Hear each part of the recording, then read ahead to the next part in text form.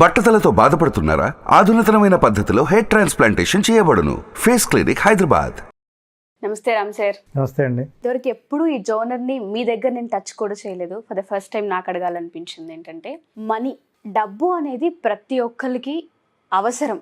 అది లేనిది డే అనేది అసలు ముందుకెళ్ళదు. కానీ కొంత తెలియకుండా ఏదైతే ప్రాసెస్ ఉంటుందో, మనీ ఎర్నింగ్ ప్రాసెస్ ఏదైతే ఉంటుందో, దానికి ఎప్పుడైతే బానిస అవుతూ ఉంటాడో మనిషి, వ్యక్తిత్వాన్ని కోల్పోతాడు అనడంలో సందేహం ఏమన్నా ఉంది అంటారా? అంటే చాలా సందర్భాల్లో అనిపిస్తూ ఉంటుంది సార్, డబ్బు కోసం పరిగెత్తే ఈ ప్రాసెస్లో మనుషుల్ని మర్చిపోతూ ఉంటారు, ఫ్యామిలీని మర్చిపోతూ ఉంటారు, రిలేషన్స్ని మర్చిపోతూ ఉంటారు. ఇంతలా వ్యక్తిత్వాన్ని కోల్పోతూ ఏం సంపాదిద్దామని, ఏం సాధిద్దామని, డబ్బు అయితే రాదు కదా మనిషితో, ఎండ్ ఆఫ్ ద డే ఆ వ్యక్తిత్వమే నిలబడుతుంది కదా అని చాలామంది మాట్లాడుతూ ఉంటారు. దీన్ని మనం ఏ విధంగా చూడొచ్చు అంటాము? ఎస్పెషల్లీ ఏంటంటే ఆర్ట్ ఆఫ్ విజువలైజేషన్ ఏదైతే ప్రోగ్రామ్ ఉందో దానికి సంబంధించి మనం ఎప్పుడైతే మాట్లాడుతూ ఉంటామో ప్రతి ఒక్కళ్ళు మనీ గురించి విజువలైజేషన్ చేస్తూ ఉంటారు, క్రోర్స్, ల్యాక్స్ అని చెప్తూ ఉంటారు. సో నాకు ఎందుకో అనిపించింది, ఈ డబ్బు డబ్బు డబ్బు ఏం చేసినా ఎండ్ ఆఫ్ ద డే దానికి ముడిపడి మాత్రమే మాట్లాడుతూ ఉంటారు. దాన్ని ఏ విధంగా ఓవర్కమ్ చేయాలి అంటారు? డబ్బు అవసరం, కానీ ఎంతవరకు, ఎప్పటి వరకు? ఒకసారి దీని గురించి ఏం మాట్లాడతారు సార్? ఉషా గారు, మీరు ప్రతి ఒక్కరి జీవితంలో చాలా సున్నితమైన కోణాన్ని టచ్ చేశారు.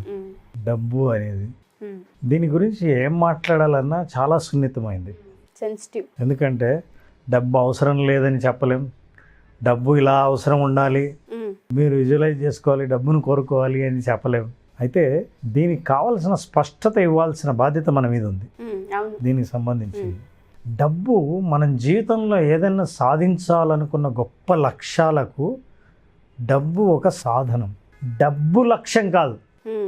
నేను ఒక వెహికల్లో ఒకరింటికి మ్యారేజ్కి వెళ్తూ ఉంటే వెహికల్ నన్ను మ్యారేజ్ దాకా తీసుకెళ్లేదే వెహికలే మ్యారేజ్ కాకూడదు.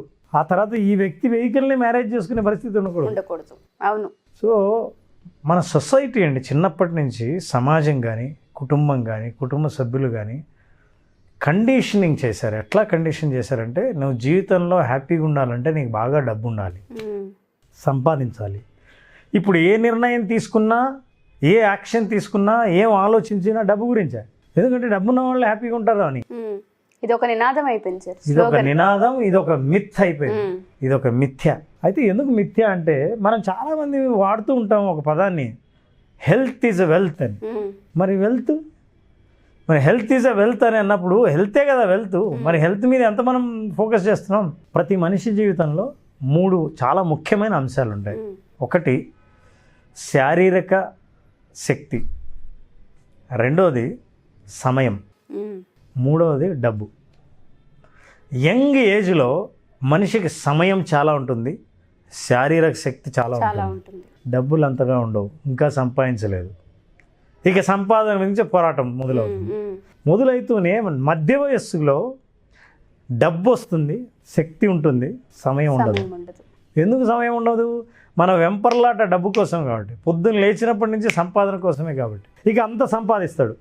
అప్పుడు బాగా మధ్య వయస్సులో కుటుంబాన్ని వదిలేసి, స్నేహితులను వదిలేసి, సంబంధాలను వదిలేసి కష్టపడి సంపాదించేంత కూడా పెడతాడు. అమ్మయ్య ఇప్పుడు బాగా సంపాదించాను అని రిటైర్ అయ్యేటప్పటికి ముదిత ప్రాయం అంటారు కదా, ఆ ముసలి వయస్సులో అప్పుడు మన దగ్గర డబ్బు ఉంది, సమయం ఉంది, శక్తి లేదు. శక్తి, ఆరోగ్యము అవన్నీ కోల్పోయాం. వాటిని ఖర్చు పెట్టే డబ్బు సంపాదించాం. ఇప్పుడు ఏం చేయాలి? ఈ డబ్బులు హాస్పిటల్కి ఇచ్చి మళ్ళీ వాటిని వెనక్కి తెచ్చుకోవడానికి కొనుక్కున్నా వస్తుందన్న గ్యారంటీ లేదు. ట్రూ. సో ఈ 3 అంశాలని మనం చూడం. రెండోది, చాలామందికి ఈ సంబంధాలు, మానవ సంబంధాలు కానీ, స్నేహితులు, కుటుంబ సభ్యులు, ఇంకా విలువైనవి చాలా ఉన్నాయి. మనిషికి ఇప్పుడు సంతోషం, కావాలనుకున్న పని చేయటం, కొంతమందికి సహాయం చేసి సహాయం నుంచి పొందే ఆనందాన్ని పొందడం, ఇవన్నిటినీ కోల్పోయి డబ్బు సంపాదనలో ఎప్పుడైతే పడతారో కొన్ని లక్షణాలను ప్రదర్శిస్తారు వాళ్ళు. ఈ లక్షణాలను బట్టి మనం చెప్పొచ్చు. సో ఈ డబ్బు సంపాదించడం ఎట్లా ఉంటుందంటే, సిరితా వచ్చిన వచ్చును, సలలితము నారికేళ్ల సలిలము భంగిన్, సిరితా పోయిన పోవును, కరిమింగిన వెలగపండు కరిణిన్ అని అంటారు. మీనింగ్ ఏంటంటే, కొబ్బరి నీళ్ళల్లో ఎవ్వరూ పోయకుండా, కొబ్బరికాయలో ఎవరూ పోయకుండానే నీరు వచ్చి ఎలా చేరుతుందో ఒక్కోసారి మన జీవితంలో డబ్బు కూడా అట్లాగే వచ్చి చేరుతుంది. బా అయితే డబ్బు ఎట్లా పోతుందంటే సిరితా పోయిన పోవును కరిమింగిన వెలగపండు కరినిన్నని. ఏనుగు వెలగపండు తింటే అంట తిన్న తర్వాత అది బయటకు వస్తే పండు అలాగే ఉంటుందంట. దాన్ని పగలగొట్టి చూస్తే లోపల గుజ్జు ఉండదు, మాయమైపోతుంది. ఎలా పోయిందంటే ఎవరికి తెలియదు. అట్లాగా డబ్బులు కూడా అట్లాగే మాయమవుతాయి. ఎట్లా వస్తాయో అట్లా పోతాయి, శాశ్వతం కాదు. కానీ మీ సంబంధాలు కూడా చాలామంది అనుకుంటారు, అరే డబ్బు ఉంటే ఏ సంబంధాలైనా వస్తాయి, ఎవరైనా స్నేహితులు మనల్ని వస్తారు అని.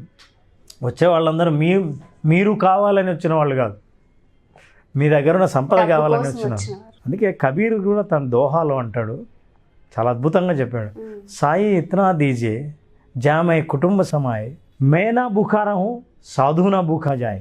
అంటే ఏమంటాడంటే, భగవంతుడా ఈశ్వరుడా నాకెంత ఇస్తామంటే సంపద, నా కుటుంబంతో నేను పస్తు పడుకోకూడదు, అలాగే సాధువు అంటే నా ఇంటికి ఎవరైనా భిక్ష కోసం వచ్చిన వాడికి కూడా నేను సహాయం చేసేంత డబ్బు చాలు.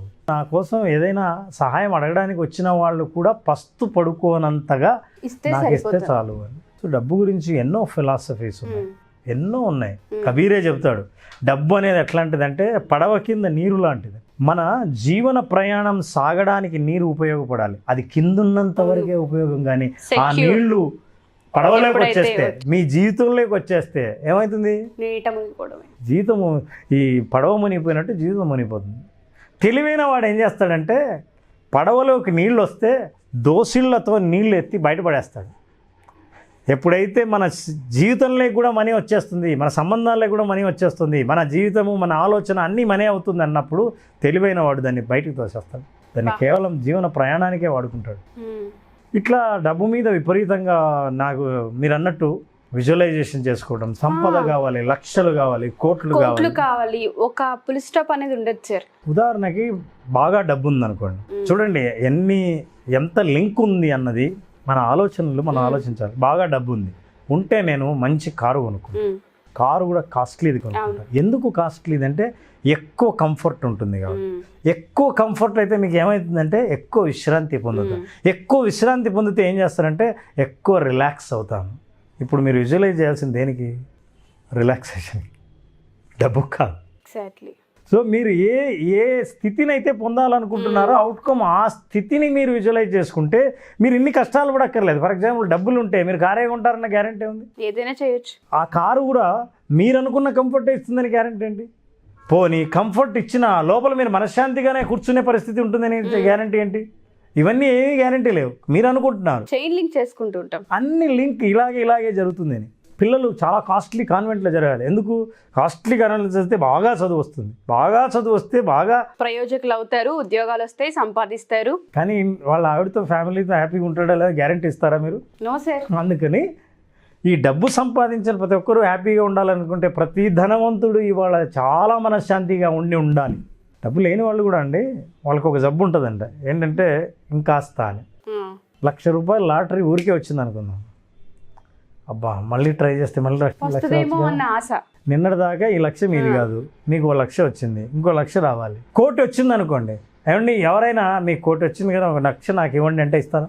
నాకు ఇంకో 1,00,000 వస్తే బాగుంటుందని. సో మనిషి ఈ కండిషన్, ఎందుకంటే జీవితంలో సక్సెస్కి సినానిమ్, సక్సెస్కి మరో పేరు డబ్బు కలిగి ఉండడం అని ఒక భ్రమలో చాలామంది జీవించడం వల్ల వాళ్ళకి ఆనందం అంటే ఏంటి, నవ్వటం అంటే ఏంటి, ఆరోగ్యంగా ఉండడం ఏంటి, యాక్చువల్గా 3 లక్షణాలు ఉంటాయండి మీరు హ్యాపీగా ఉన్నట్లు లెక్క, డబ్బు ఉన్నా లేకపోయినా. నెంబర్ 1, ఏదైనా అనుకున్నప్పుడు తినగలగడం, తిని అరిగించుకోవడం. నెంబర్ 1. నెంబర్ 2, పడుకుంటానే నిద్రపట్టడం, మనస్ఫూర్తిగా నవ్వగలగడం. చెప్పండి, ఈ 3 మీరు డబ్బులతో ఎక్కడ కొంటారో, ఏ ఊళ్ళో కొంటారో, ఎవరు అమ్ముతారో చూడండి. వీటన్నిటిని మనం వదిలేసి డబ్బు వెనకాల పడడం వల్ల అసలు డబ్బులు వెనకాల పడిన వాళ్ళ శారీరక సమస్యల్ని ఒకసారి చూడండి. నేను అందరినీ అని చెప్పాను, చాలామంది కొంతమంది డబ్బు సంపాదించే వాళ్ళు చాలా తెలివిగా లైఫ్ని బ్యాలెన్స్ చేసేవాళ్ళు, అవును సార్, ఫ్యామిలీతో గడుపుతారు, ట్రావెలింగ్ చేస్తారు, సహాయం చేస్తారు, వాళ్ళు ఎదుగుతూ 10 మందికి అవకాశాలు కల్పిస్తారు. ఇట్లాంటివి మంచి ఆలోచన. కానీ నాకు ఇంత డబ్బు కావాలి, ఇంత నేను కోరుకుంటున్నాను, నాకు వస్తుందా? మన విజువలైజేషన్ క్లాస్లో కూడా 5 రోజుల క్లాస్ ఉంటుంది కదా, మొదటి రోజు ప్రశ్న విజువలైజ్ ఎలా చేసుకోవాలన్న ప్రశ్నే కాదు, ఏమండి నేను 10 lakhs నుంచి 1 crore విజువలైజ్ చేసుకోవాలనుకుంటున్నాను, నాకు నా వస్తుందా? కళ నిజం అవుతుందా? ఎలా ఉంటుందంటే నేను ప్రతిసారి చెప్తుంటాను, సంగీతం నేర్చుకోవడానికి వచ్చి ఏమండి నేర్చుకోవడానికి వచ్చిన మొదటి రోజే నాకు సినిమా పాట పాడగలనా అన్నట్టుగానే ఉంటుంది. సో మనం కొంతమంది ఈ అబ్సెషన్, మనీ అబ్సెషన్లో ఉన్న వాళ్ళను పరిశీలిస్తే నెంబర్ 1 వాళ్ళు ఎప్పుడు డబ్బు విషయమే మాట్లాడుతుంటారు. అంటే వాళ్ళు ఏం మాట్లాడినా అందులో డబ్బు ఉంటుంది. ఫర్ ఎగ్జాంపుల్ భోజనం ఉన్నాను అనుకోండి, బయటికి వెళ్ళి రెస్టారెంట్లో భోంచేద్దామంటే మనం ఈ రెస్టారెంట్లో కొంచెం కాస్ట్లీ, ఆ రెస్టారెంట్కి వెళ్దాం అంటే ఏది మాట్లాడినా అందులో కొంచెం డబ్బు అనేది ఎక్కడ డబ్బు తక్కువ అనే ఎక్కడ అంశం ఎక్కువ. అందులో ఉంటుంది. అట్లా ఓవర్గా డబ్బుల గురించి మాట్లాడుతుంటే వాళ్ళకి ఈ అబ్సెషన్ ఉన్నట్టు. అంటే డబ్బే ప్రధానం అని నమ్ముతున్న వాళ్ళ ఆ కేటగిరీలోకి వస్తారు. వీళ్ళు ఉన్నట్టు. రెండోది, ఎవరిని కంపేర్ చేసినా వాళ్ళ సంపాదన వీళ్ళ సంపాదనతోనే కంపేర్ చేస్తుంటారు. వీడు తెలుసా 5 ఏళ్ల కిందట వీడికి ఏమీ లేదు, ఒక రెంటెడ్ ఇంట్లో ఉండేవాడు, ఇప్పుడు పెద్ద బంగ్లా కట్టాడు తెలుసా. అప్పట్లో నన్ను కూడా ఈ ల్యాండ్ తీసుకోమన్నారు, అప్పుడు తీసుకోలేదు, చాలా చీపు, ఇప్పుడు వాడు కొన్నాడు, కోటేశ్వరుడు అయిపోయాడు. ఇవే ఎవరిని కంపేర్ చేసినా. ఒకవేళ ఆఫీస్లో అయితే వాళ్ళకి ఎంత ఇంక్రిమెంట్ వచ్చింది, ఎన్ని ప్రమోషన్లు వచ్చాయి, ఇప్పుడు ఎంత శాలరీ ఉంది, ఇదే. ఈ ఎప్పుడు మాట్లాడినా కంపారిజన్లో కూడా డబ్బుల గురించి మాట్లాడుతుంది.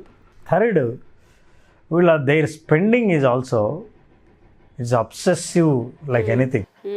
లావిష్గా ఖర్చు పెట్టడం, ఏదైనా మాటల్లో కూడా లావిష్ మాట్లాడడం, డబ్బుతోనే వచ్చే ఒక సౌకర్యం, ఒక లగ్జూరియస్ కంఫర్ట్, దాని గురించి ఎక్కువ మాట్లాడుతుంటారు. ఆ లగ్జరీ దాంతోనే సాధ్యమని నమ్ముతారు గట్టిగా. అందుకే ఒక సామెత ఉందండి, అత్యంత ధనవంతుడు ఎవరంటే బాగా డబ్బున్నవాడు కాదంట, అతి తక్కువ అవసరాలు ఉన్నవాడంట. ఇది గనక సాధించగలిగితే, సింపుల్ లైఫ్ని కనుక జీవించగలిగితే, మీరు ఎంత డబ్బు కోరుకొని ఆ డబ్బు ఇచ్చే మనశ్శాంతి ఏదైతే కోరుకుంటున్నారో ఆ మనశ్శాంతిని పొందొచ్చు. ప్రయత్నించండి.